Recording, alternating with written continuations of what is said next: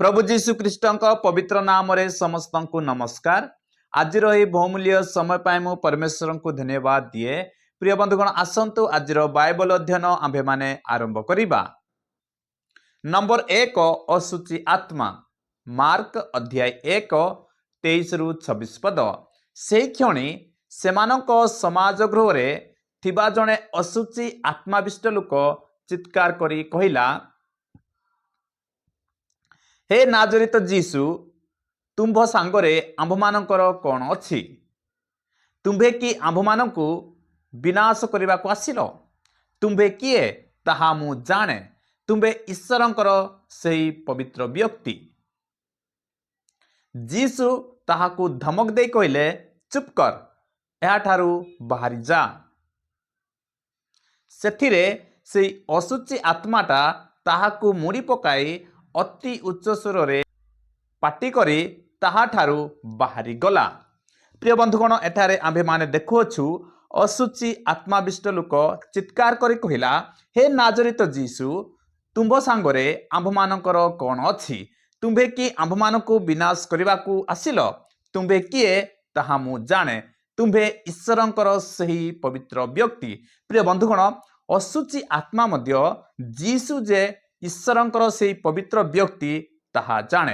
ये अशुचि आत्मा किए अटे? अशुचि आत्मा एक शैतान आत्मा अटे। एई अशुचि आत्मा लोकमानंकु अशुचि करिथाए। एठारे जीसु सेई अशुचि आत्मा को धमक दे कहले, चुप कर, एहाठारु बाहरी जा। प्रिय बंधुगण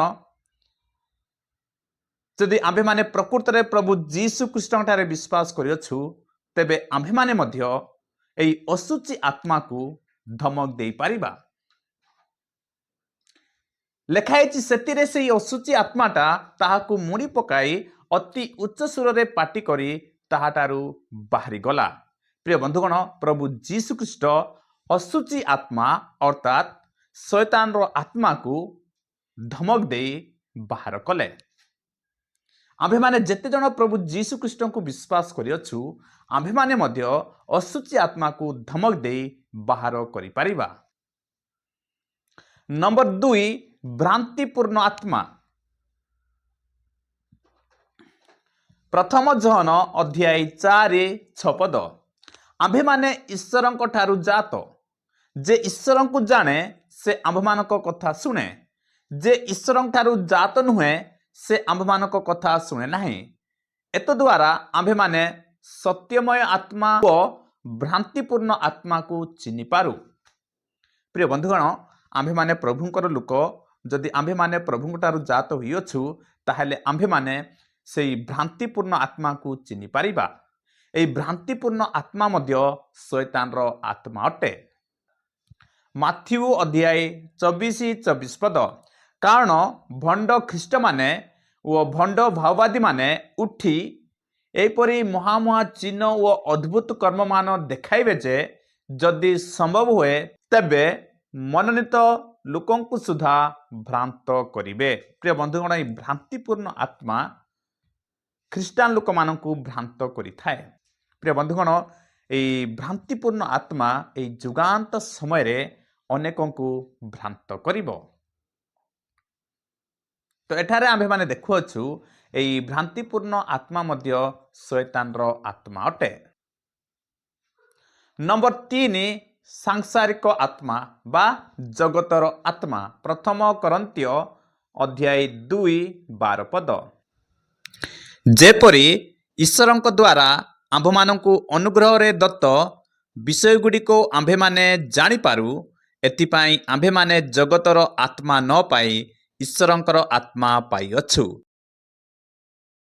प्रिय बंधुगण आंभे माने ईश्वरंकर आत्मा पाई अछु, सेथिपाई आंभे माने ईश्वरंकर अनुग्रह दत्त विषय रे जानी थाउ।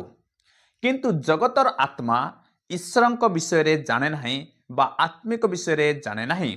एई जगतर आत्मा मध्य शैतान रो आत्मा अटे नहीं। नंबर 4 व्यभिचार आत्मा। होसेय अध्याय 4:12 पद। आंबर लोक माने अपना काष्ठ खंडर निकटरे मंत्रणा चाहती, ଓ ସେମାନଙ୍କର ଜସ୍ତି ସେମାନଙ୍କ ପ୍ରତି କଥା ପ୍ରକାଶ କରେ, କାରଣ ବ୍ୟଭିଚାରର ଆତ୍ମା ସେମାନଙ୍କୁ ଭ୍ରାନ୍ତ କରିଅଛି।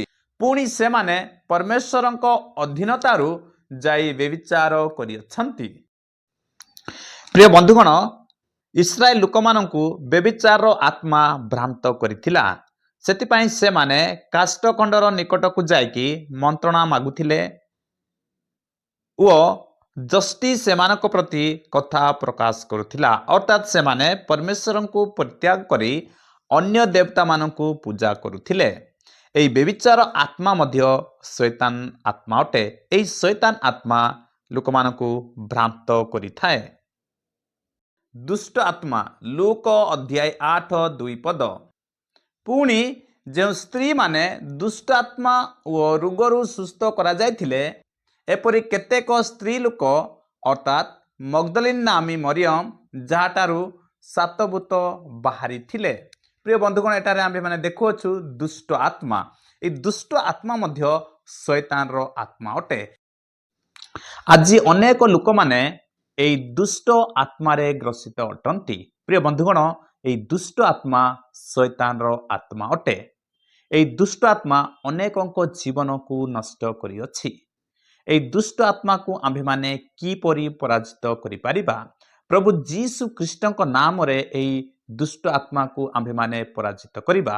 ଆଜିର ଏହି ବାଇବଲ ଶିକ୍ଷା ଦ୍ୱାରା ଈଶ୍ୱର ଆମ ସମସ୍ତଙ୍କୁ ଆଶୀର୍ବାଦ କରନ୍ତୁ।